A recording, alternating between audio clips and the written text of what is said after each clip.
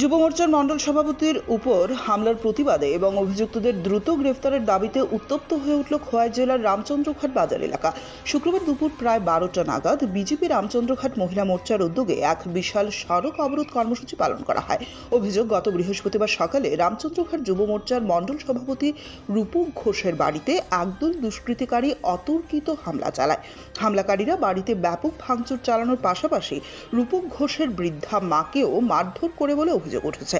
এই ঘটনাকে কেন্দ্র করে এলাকায় তীব্র উত্তেজনার সৃষ্টি হয়। এই ঘটনার প্রতিবাদে এবং অভিযুক্তদের অবিলম্বে গ্রেফতারের দাবিতে শুক্রবার রাজপথে নামেন বিজেপি মহিলা মোর্চার সদস্যরা। দুপুর 12টা নাগাদ রামচন্দ্রঘাট বাজার এলাকায় পথ অবরোধ শুরু হলে সড়কে যান চলাচল সম্পূর্ণভাবে বন্ধ হয়ে যায় এবং সাধারণ মানুষের ভোগান্তির সৃষ্টি হয়।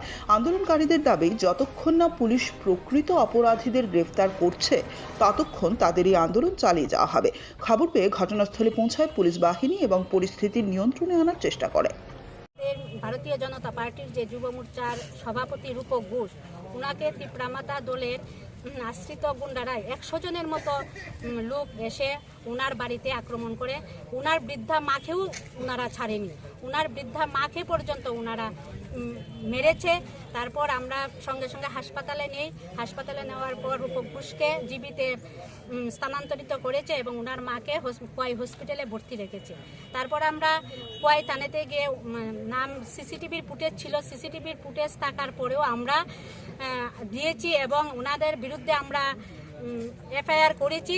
আমরা থানাকে আমরা জানিয়েছিলাম যে যদি আজকের সকাল 9টার ভিতরে আসামি গ্রেপ্তার না করে তাহলে আমরা আন্দোলনে যাব, আমরা সড়ক অবরোধ করব।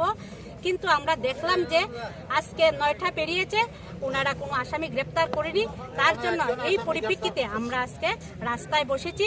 আর যদি আসামি গ্রেপ্তার না করে তাহলে এর চেয়েও আমরা বৃহত্তর আন্দোলনে আমরা যাব। আমরা তীব্রামাতার আসামিদেরকে গ্রেপ্তার করতেই হবে এবং রূপক ঘোষকে কেন মেরেছে এটার আমরা জবাব চাই। তীব্রামাতার বিধায়ক রঞ্জিত দেববর্মা মহোদয়ের কাছে আমরা এটার জবাব চাই, কেন রূপক ঘোষকে এইভাবে আক্রমণ করা হয়েছে। এটার জন্য আমরা আজকে পথ অবরোধে বসেছি।